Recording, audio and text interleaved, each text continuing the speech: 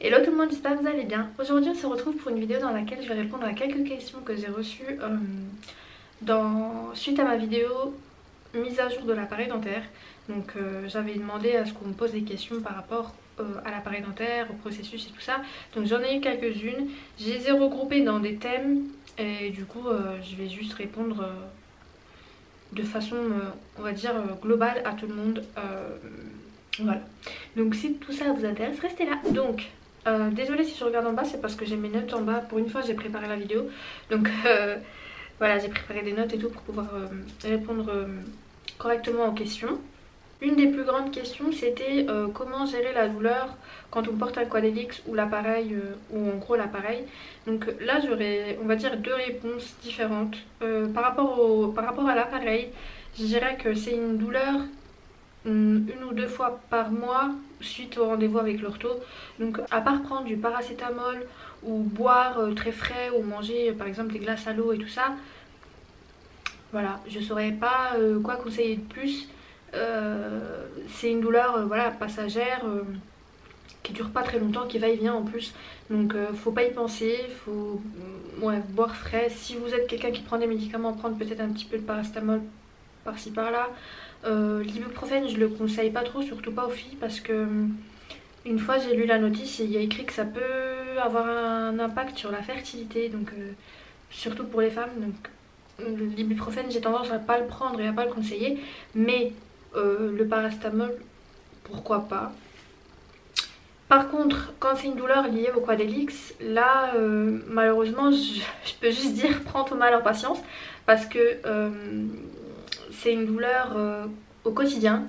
Ça fait mal à chaque fois que tu manges, ça fait mal tout le temps. Donc là, il faut juste prendre un petit peu son mal en patience et se dire que le Quadelix, on ne le garde pas non plus des années. C'est quelques mois, ça va passer vite. Il faut un peu modifier sa façon de manger, manger doucement, enfin mâcher doucement.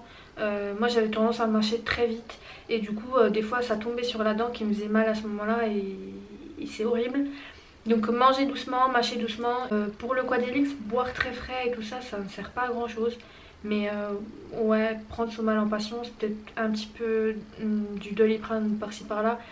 Mais je conseille pas de prendre des médicaments, enfin des antidouleurs pendant tout le traitement parce que ça sert à rien.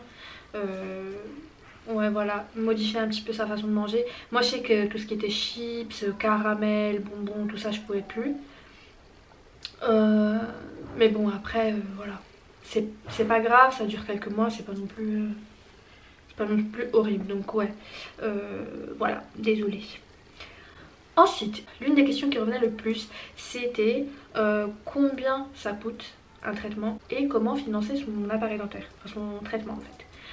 Alors combien ça coûte, ça dépend du praticien, ça dépend de l'orthodontiste. Parce que en gros, chacun fixe son tarif, donc ils n'ont pas un tarif fixe à respecter. Donc chacun on va dire impose les prix qu'il veut, selon sa région, selon sa cote, selon sa technique, selon ses diplômes. Voilà, donc par exemple ceux qui sont en région parisienne, malheureusement c'est un petit peu plus cher que nous dans le Grand Est ou peu importe dans d'autres régions.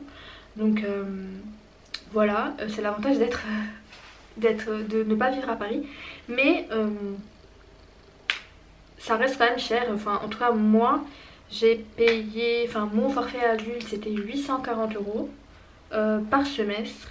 Donc 840 € sachant que j'ai fait 4 semestres, ça fait 3360 €. Sachant que ce n'est pas le seul frais que tu auras si tu entames un traitement chez l'ortho, parce que il y a aussi des radios de temps en temps, enfin une fois par semestre, et les radios c'est remboursé par la sécu, donc ça va. Mais voilà, il y a des radios, il y a quoi? Il y a une année de contention qui est payante aussi. Donc l'année de contention, mon ortho la propose à 600 € je crois. Celle-là je ne l'ai pas encore payée, même si je suis dans l'année de contention, mais vu qu'on attend pour faire les empreintes, on va dire que mon année de contention n'est pas encore entamée. Donc pour l'instant il ne me demande pas le paiement, mais voilà, 600 €. Et après je crois qu'il y a encore un truc, mais je sais plus ce que c'était, mais en tout cas c'est pas fini. Une fois que tu as enlevé l'appareil, il y a encore la contention et tout, donc il y a encore des frais derrière. Comment financer son appareil dentaire? Là c'est une grosse question. Malheureusement pour les adultes, on se la finance nous-mêmes. C'est-à-dire que la sécu nous rembourse 0. parce que je pense que c'est un peu vu comme un traitement esthétique, l'appareil dentaire quand on est adulte. Sauf que tout est relié et en plus de le faire pour des raisons esthétiques, on le fait aussi parce que parfois quand on a des douleurs au dos, des douleurs au crâne et tout ça, des fois c'est lié aux dents. Donc le traitement, en plus d'améliorer on va dire un aspect esthétique, ça aide aussi au niveau physique, dans le dos, dans la tête et tout ça. Donc quand on est adulte, on a la possibilité par contre de se faire aider par la mutuelle. La mutuelle, malheureusement, moi je m'y connais pas du tout. Enfin, pour moi c'est d'une autre planète tout ça. Donc je sais juste que j'ai été chez 2 employeurs différents pendant mon traitement. Mon premier employeur m'avait souscrit, on va dire, une mutuelle d'entreprise auprès de AXA Santé. Mon employeur était allemand, donc je connais pas du tout les contrats, les garanties, tout ça, je sais pas. Mais voilà, cette mutuelle là, elle était super bien. Chez AXA, on était remboursé tout de suite. On était bien remboursé parce que du coup ils me remboursaient un petit peu plus de 500 € sur 840, ce qui me laissait 340 €, c'était juste bien. Voilà, et ensuite j'ai changé d'employeur et mon deuxième employeur m'a proposé une mutuelle hyper merdique chez Harmonie. Donc enfin il m'a proposé un contrat hyper merdique. Après je sais pas, hein, si ça se trouve chez Harmonie, plus tu mets le fric, de toute façon plus tu mets le fric, plus tes garanties sont bonnes. Faut savoir que les contrats de mutuelle c'est des contrats aléatoires. C'est-à-dire qu'en fait tu payes le risque que eux ils prennent en charge en fait pour toi. Donc plus tu mets le fric, plus ils sont prêts à prendre en charge ton risque. Quand ils m'ont proposé cette mutuelle, en fait c'est là où j'ai dû m'intéresser un petit peu plus au monde des mutuelles, des complémentaires et tout ça. Parce que la garantie qu'on me proposait était dégueulasse. En fait je payais une blinde et on me remboursait que dalle, en fait, vraiment que dalle. Donc j'avais la possibilité de choisir et de payer une option en plus, chose que j'ai faite parce que je tenais quand même un minimum à me faire rembourser. Faut faire ses calculs et voir si ta mutuelle te coûte plus cher que ton traitement, laisse tomber la mutuelle, tu vois. Quand on décide de suivre un traitement comme ça, en fait, le seul conseil que je peux donner pour financer son traitement, c'est de demander plusieurs devis à plusieurs orthos. Vu que chacun peut appliquer le tarif qu'il veut, il y a moyen d'en trouver un qui fait un tarif un peu moins cher que les autres. Après, il faut pas se fier au moins cher non plus parce que si tu tombes sur un charlatan qui te fait payer moins cher mais que ton traitement dure, je sais pas moi, 3 ans de plus que la moyenne, quelque part il se refait la marge qu'il fait pas par mois, tu vois. En te voyant une fois par mois et en te changeant un élastique, il se fait une marge de ouf en rallongeant ton traitement. Donc moins cher, ça veut pas dire que c'est mieux. Moins cher, ça peut peut-être cacher un traitement qui va être plus long et donc l'ortho il va se faire plus d'argent qu'un ortho qui te propose un tarif un peu plus haut. Il faut voir les prix, il faut voir les durées, il faut voir ce que l'ortho te propose comme traitement. Voilà, plusieurs choses. Faut pas se fier au plus cher, moins cher, mais plutôt à la qualité, aux avis. Voilà, essayez de demander autour de nous. Il y a toujours quelqu'un qui a porté un appareil à un moment donné, les petits cousins, les trucs. Donc demandez pour voir si quelqu'un peut vous conseiller un ortho qui soit bien, quoi. Une autre question que j'ai eue aussi, c'est comment assumer son appareil. Alors cette question, elle m'énerve, mais en fait moi ça m'énerve que les gens se sentent mal. Ça me fait chier qu'il y ait des gens qui se sentent pas bien parce qu'ils portent un appareil. Un appareil, enfin je sais pas, je peux comprendre que les gens se sentent mal à l'aise et tout, mais à un moment donné, voilà, t'as pris la décision de porter un appareil, c'est pour améliorer quelque chose qui soit te complexé, soit bon, pour plusieurs raisons. Faut l'assumer.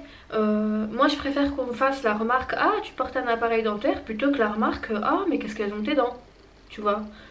Dites-vous qu'il y a des gens qui ont des vrais problèmes de santé, qui ont des vraies raisons de ne pas assumer ou de se sentir mal ou de se sentir je sais pas moi mal à l'aise et tout ça. et ils ont des vraies raisons, des vraies maladies. Nous, voilà, c'est que de l'esthétique au final. Certes, derrière, c'est relié au reste du corps, mais c'est de l'esthétique. C'est un truc temporaire en plus. Assumez-le le temps que vous l'avez, et puis ça va aller. Il y a des gens qui aimeraient avoir beaucoup moins de problèmes de santé et porter un appareil dentaire à vie, plutôt que d'avoir un problème de santé évident que tout le monde voit et que tout le monde pointe du doigt et tout ça. Un appareil dentaire, c'est rien du tout. Tu fermes ta bouche, on ne le voit pas. Donc, alors qu'il y a des gens, ils souffrent vraiment pour des vrais problèmes. Un appareil dentaire, bon merde, j'ai l'air grave énervée, mais pas du tout.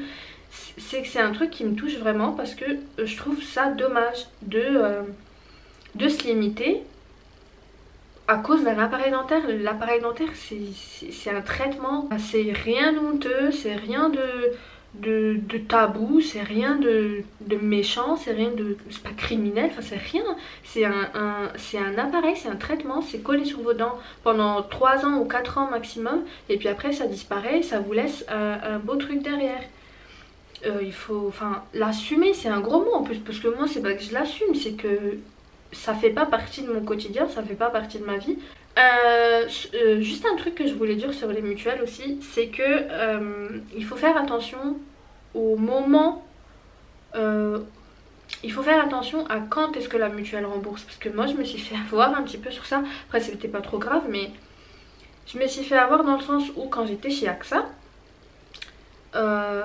pour être tranquille, je payais tout mon semestre au début du semestre. Donc dès que j'ai entamé un nouveau semestre, je payais mes 840 €. 2 semaines après, j'avais mes 500 € qui rentraient sur mon compte. Donc je me faisais rembourser tout de suite.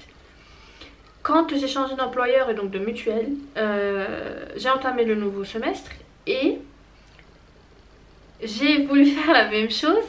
Donc j'ai payé mon semestre, j'ai envoyé ma facture à ma mutuelle m'envoie un courrier chez moi pour me dire que non madame, on ne rembourse pas vos frais.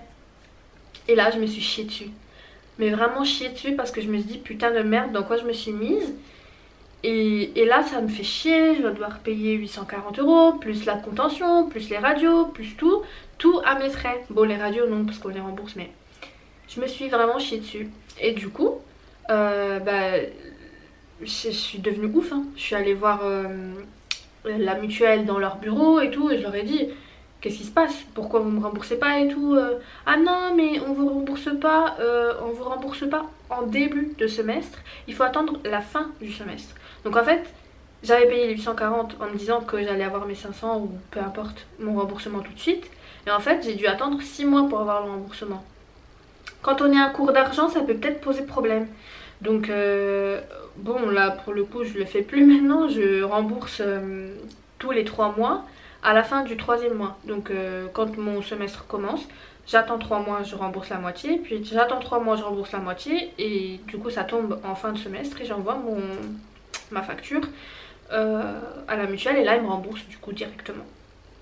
Mais bien, faut faire gaffe à ça, parce que du coup quand on est à court d'argent et qu'on sort une grosse somme tout de suite en s'attendant à un remboursement derrière, ça peut gêner.